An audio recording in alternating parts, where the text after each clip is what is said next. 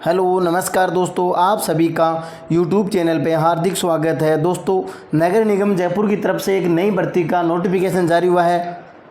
दोस्तों 8/6/2022 को ये नोटिफिकेशन जारी हुआ है। दोस्तों ये अलग अलग पदों के लिए भर्ती है और यह इंदिरा गांधी शहरी रोजगार गारंटी योजना के प्रभावी क्रियान्वयन एवं प्रबंधन हेतु ये वैकेंसी निकाली गई है। दोस्तों पूरी जानकारी के लिए वीडियो में अंत तक बने रहेगा तथा चैनल पे नए हो तो चैनल को सब्सक्राइब कर लीजिएगा ताकि जो भी नई अपडेट होगी वो आपको सबसे पहले मिल सकेगी।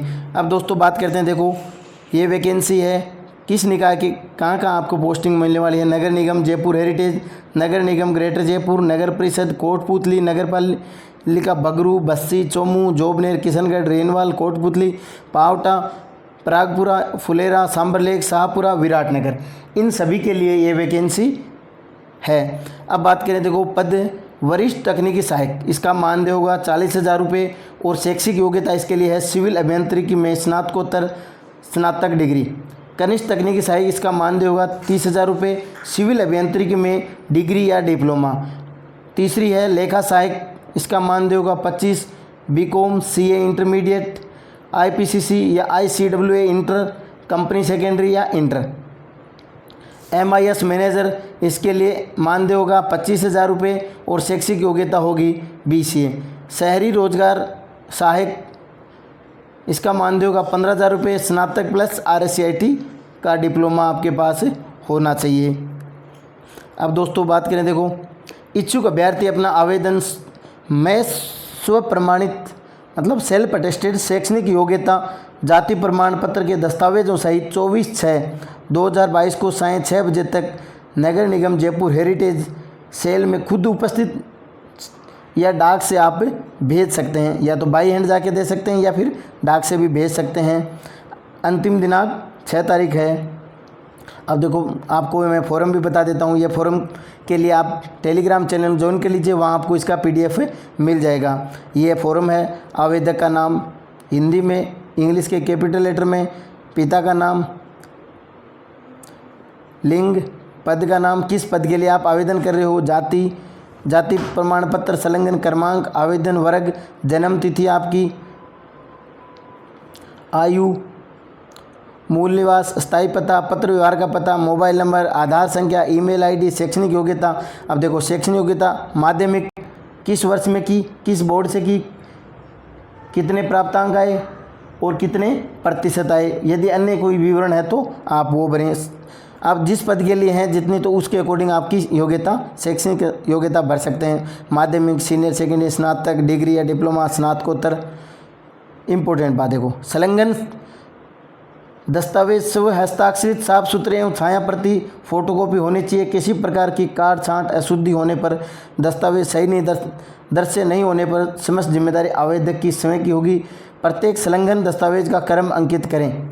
आप जितने दस्तावेज संलग्न करें उसका क्रमांक नंबर लगा करके इसका नाम लिखें कि ये 1 नंबर पे, ये 2 नंबर पे, इसके फॉर्म के पीछे आपको ये लगाने हैं। और ये देखो, मैं यह सशपथ घोषणा करता या करती हूँ कि ऊपर वर्णित लगायत 1 से 15 समस्त जानकारी सही है, कोई तथ्य नहीं छुपा है। किसी प्रकार के असत्य पाए जाने पर इसकी समस्त जिम्मेदारी मेरी स्वयं की होगी और आपके हस्ताक्षर करने हैं। और यह आपको रसीद वापस मिलेगी।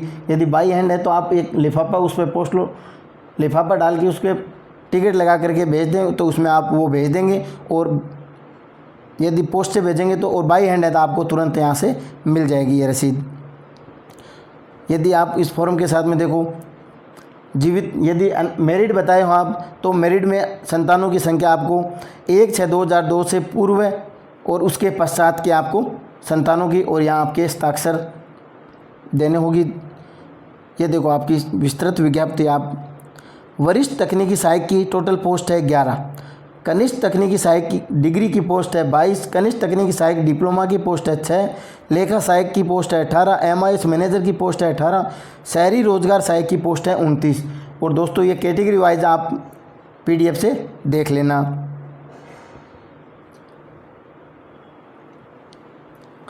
ये आपको मैंने शैक्षणिक योग्यता और वो बता ही दिया। और 24 तारीख अंतिम तिथि है फॉर्म भरने की। अब देखो क्या राजस्थान सरकार के द्वारा इंदिरा गांधी शहरी रोजगार गारंटी योजना के अंतर्गत समय समय पर जारी दिशा निर्देश इस विज्ञप्ति में माने जाएंगे। दोस्तों ये इंदिरा गांधी शहरी रोजगार योजना के तहत हैं, तो उसमें जो भी अपडेट होगा वो आपके लिए मान्य होगा। 7 नंबर पॉइंट देखो, मैंने मुख्य पॉइंट है वो मैं बता देता हूँ आपको। पदों की संख्या घटाई या बढ़ाई जा सकती है। आयु की बात करें तो 21 वर्ष एवं अधिकतम 40 वर्ष, 21 से 40, और छूट है वो देय होगी। अगला पॉइंट देखो, संविदा भर्ती। ये भर्ती है जो संविदा पर है। संविदा भर्ती पूर्णतः मेरिट पर आधारित है। इसके लिए कोई साक्षात्कार का प्रावधान नहीं है, न तो इसमें आपकी एग्ज़ाम होगी न आपका इसका इंटरव्यू होगा। यह संविदा पर होगी। संविदा अभ्यर्थियों के पश्चात आवेदकों के आधार पर संविदा पदों की पदवार न्यूनतम शैक्षणिक योग्यता के प्राप्तांकों के आधार पर मेरिट तैयार की जाएगी तथा सफल या चयनित अभ्यर्थी को अनुबंध आवंटित संबंधित निकाय द्वारा किया जाएगा। संविदा कनिष्ठ तकनीकी साहित्य के पद हेतु 80% डिग्रीधारी को और 20% हैं वो डिप्लोमाधारी से भरे जाएंगे। एक अभ्यर्थी द्वारा केवल एक ही नगरीय निकाय की संविदा अनुबंध किया जाएगा, अन्यथा सभी संविदा अनुबंध निरस्त किए जाएंगे। शहरी रोजगार में स्नातक प्लस RSCST उत्तीर्ण होना है, परंतु मेरिट लिस्ट का संधारण केवल स्नातक डिग्री के प्राप्तांकों के आधार पर किया जाएगा। RSCST का कोई प्रावधान नहीं है। यह आपके लिए ज़रूरी है।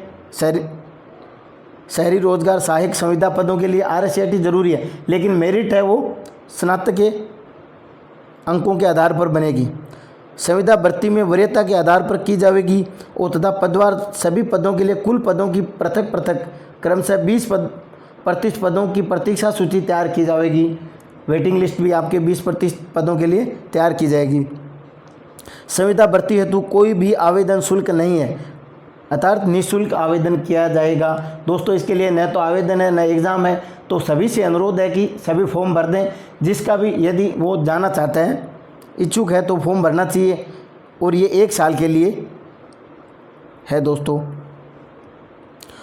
इम्पोर्टेंट बात है, देखो महिला हेतु रिक्तियों का आरक्षण क्षैतिजवार सामान्य महिला 20%, विधवा महिला 8%, युवा विच्छिन्न महिला 2% और महिलाओं का आरक्षण इसके प्रवर्ग में जिसकी महिला आवेदक है अनुपातिक रूप से समायोजित किया जाएगा। महिलाओं के लिए आरक्षण है, लेकिन देखो भूतपूर्व सैनिकों हेतु आरक्षण नहीं है। भूतपूर्व सैनिकों के आश्रितों को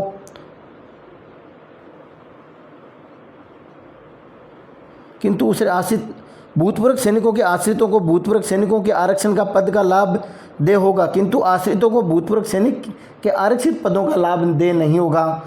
इंपॉर्टेंट बात है भाई। भूतपूर्व सैनिक जल थल और वायु सेवाओं के सेवा मुक्ति के समय आवेदक का चरित्र से कम नहीं होना चाहिए, जैसा कि उसकी सेवा मुक्ति से दर्शाया गया हो।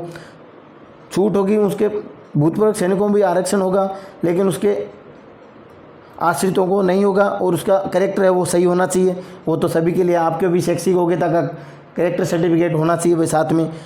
अधिकतम आयु सीमा में छूट है। अनुसूचित जाति, जनजाति, अन्य पिछड़ा वर्ग, अति पिछड़ा वर्ग, आर्थिक रूप से कमजोर वर्ग के पुरुषों हेतु 5% की छूट है, और सामान्य महिला अभ्यर्थियों को 5%, अनुसूचित जाति, जनजाति, अन्य पिछड़ा वर्ग, अति पिछड़ा वर्ग की महिलाओं हेतु 10% यह आपकी छूट होगी।